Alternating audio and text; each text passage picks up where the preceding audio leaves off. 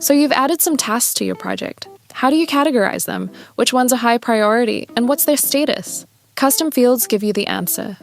Welcome to How To with Asana. Think of custom fields as more dynamic spreadsheet headers that allow you to add, organize, and visualize details in projects with color coding and sorting.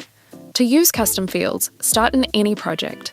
Click on the Customize menu or the plus sign next to the assignee and due date columns. You can create your own custom field or search your company's custom field library. Some of the most common custom fields are for priority, cost, or progress. So what should you use custom fields for?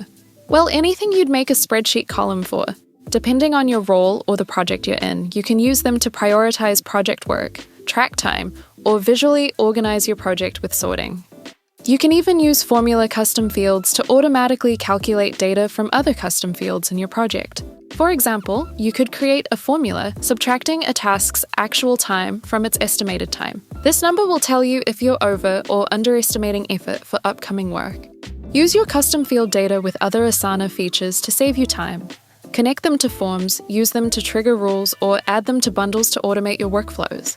Be sure to save important fields in your organization's library so they can be used across multiple projects and accessed in reporting.